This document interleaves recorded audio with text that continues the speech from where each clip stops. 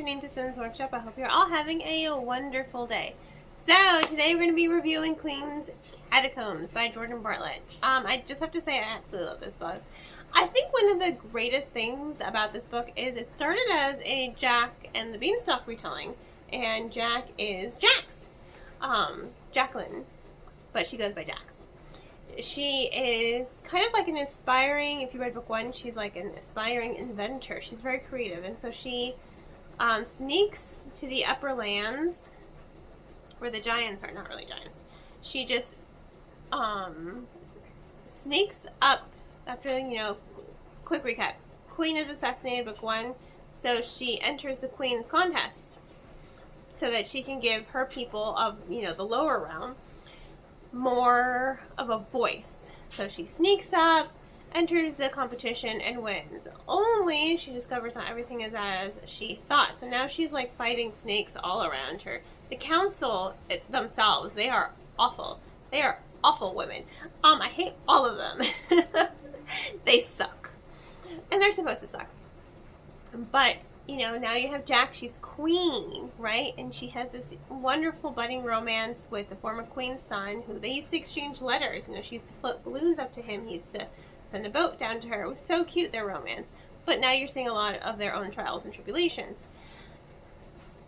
In this realm, in this story, there's a whole lot of role reversal, Women, just think Barbie, for instance. The book came out before that movie, but think about Barbie. That's how this world kind of works. Women hold all the power and positions.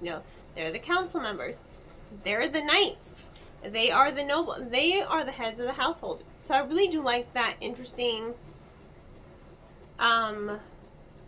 role reversal. There's even an argument in the book, I remember noting it down, where the men are saying, how can you pass laws on us, on our autonomy? And I'm like, well, I was like, that is definitely a note of discussion. It's really interesting to see the role reversal come to life in this book. You're seeing how women hold all the power, but how power influences, and how women, I think in society, women are still kind of struggling to lift each other up instead of tearing each other down. I mean, you see it. I just saw this interview, just quick anecdote, this interview with Pink, and this is probably an old interview. They asked her how she felt about Madonna's face, and then she shuts them down. She's like, seriously? You're asking me about Madonna's face? And that's just kind of like reflects in the story. Society is, it's like they're trying to pit women against one another, and we kind of have to start ignoring all that noise so that we can lift each other up. And that's what happens in the book. A lot of the women in power are trying to tear each other down. But then you have the good, the ones that are lifting each other up, like Jax and her friends, her new little inner circle that she has formed. They're all lifting each other up. They are standing by each other. They are forming relationships. And yes, there is a beautiful LGBTQ relationship that does build in this book as well.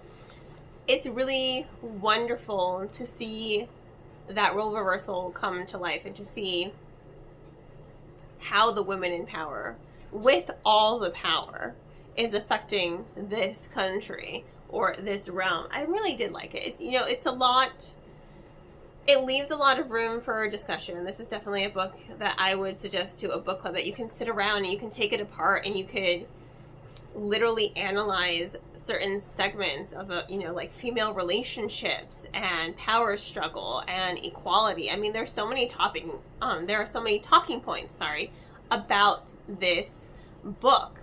And not just for women, but for men as well, because one of the POVs is, and I didn't write his name down, I remember writing, like, you are Knuff, because I read it after the Barbie movie came out, even though I got the book before the Barbie movie came out, and I'm just like, oh my god, you're Knuff, you're Knuff.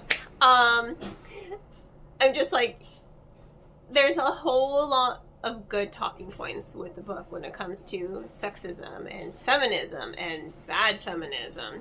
Because yes, there is such a thing as bad feminism.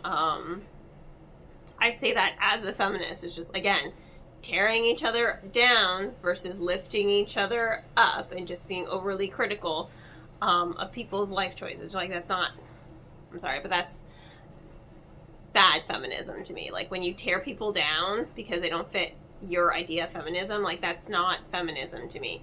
So I like a lot of these talking points that are brought up in the book, you know, with feminism, bad feminism, sexism, equality, power struggle, you know, classism.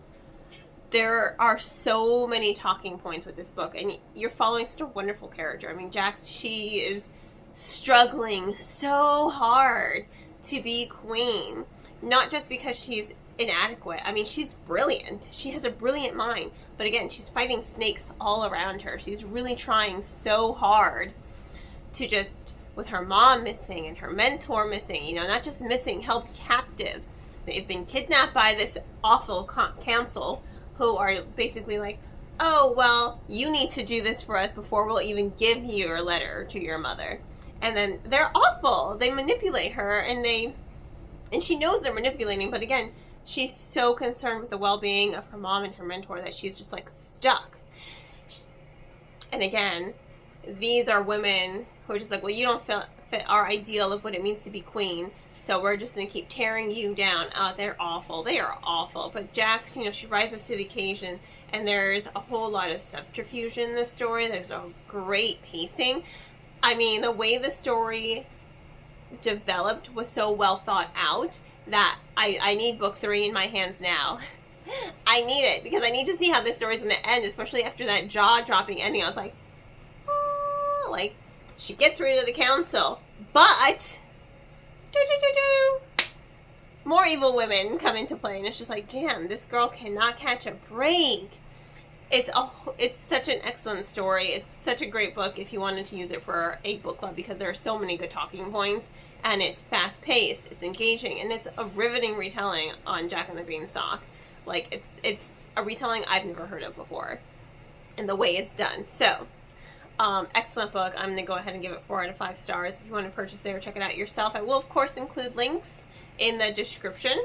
And on that note, thanks again for tuning in to Sin's Workshop. Please don't forget to like, subscribe, and share with all your book learning friends. I hope you all have a wonderful rest of your day, and as always, happy reading.